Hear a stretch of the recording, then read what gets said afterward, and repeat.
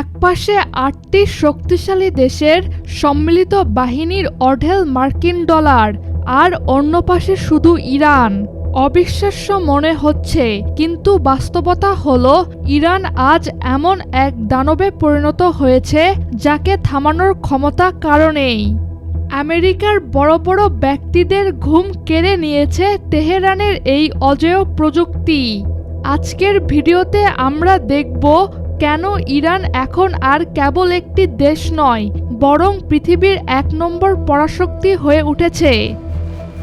আপনি যদি ভাবেন নিষেধাজ্ঞা দিয়ে ইরানকে দাবিয়ে রাখা সম্ভব, তবে আজকের তথ্যগুলো আপনাকে অবাক হতে বাধ্য করবে। আজকের ভূ রাজনীতির সমীকরণ আগের মতো নেই। একটা সময় ইরানকে তুচ্ছ জ্ঞান করা হতো, কিন্তু এখন তারা একা লড়ছে বিশ্বের ৮টি পরাক্রমশালী শক্তির বিরুদ্ধে।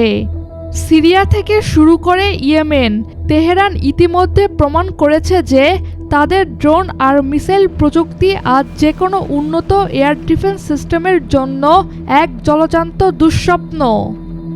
আমেরিকার মূল ভূখণ্ডে সরাসরি আক্রমণ না করলেও মধ্যপ্রাচ্যের আকাশ থেকে মার্কিন সাম্রাজ্যবাদের দম্ভ তারা চূর্ণ করে দিয়েছে।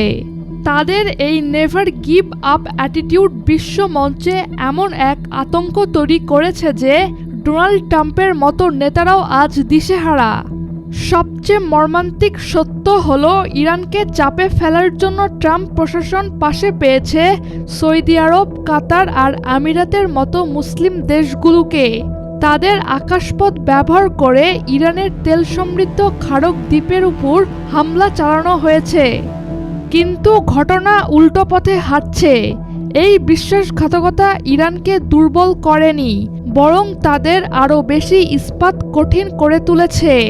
প্রতিটি হামলার জবাব তেহরান এমনভাবে দিচ্ছে যে ইসরায়েল আজ তাদের আকাশ সীমা রক্ষা করতে হিমশিম খাচ্ছে।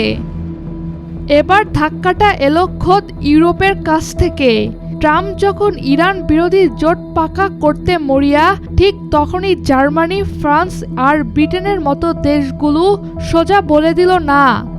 ইউরোপের নেতারা বুঝে গেছেন ইরানের সাথে সরাসরি সংঘাত মানেই বিশ্ব জ্বালানি বাজারে আগুন লাগা। ট্রাম্পের এই আগ্রাসী নীতি আজ আমেরিকাকে আন্তর্জাতিক মঞ্চে অনেকটা একঘরে করে ফেলেছে। আর বিপরীতে ইরান হয়ে উঠেছে আত্মনির্ভরশীলতার প্রতীক। ইরানের আসল খেলা লুকিয়ে আছে হরমুজ প্রণালীতে। পৃথিবীর ১/৩ জ্বালানি তেলের ধমনী এখন ইরানের হাতের মুঠোয়। তারা স্পষ্ট জানিয়ে দিয়েছে, অস্তিত্বের সংকট হলে এই পথ চিরতরে বন্ধ হয়ে যাবে, আর সাথে সাথেই ধসে পড়বে গ্লোবাল ইকোনমি। তাদের হাতে থাকা ডান্সিং মিসাইল বা গতিপথ পরিবর্তনকারী ক্ষেপণাস্ত্র এমন এক প্রযুক্তি যা কোনো রাডারই ধরতে পারে না। এই অজেয় শক্তির কারণেই আজ আমেরিকার যুদ্ধ জাহাজগুলো হরমুজের কাছে যাওয়ার সাহস পাচ্ছে না। পরিশেষে একটা কথাই বলবো, এখনকার যুদ্ধ বিশাল বাজেটের নয়, বুদ্ধির আর প্রযুক্তির।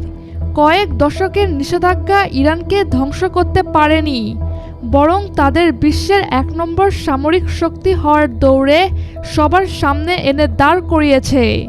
ইরান কি আসলেই পারবে আমেরিকার দম্ভ পুরোপুরি ভেঙে দিতে, নাকি এর পেছনে লুকিয়ে আছে অন্য কোনো বড় খেলা? আপনার মূল্যবান মতামত কমেন্ট বক্সে জানান। আজকের মতো এখানেই শেষ করছি। দেখা হবে পরবর্তী ভিডিওতে।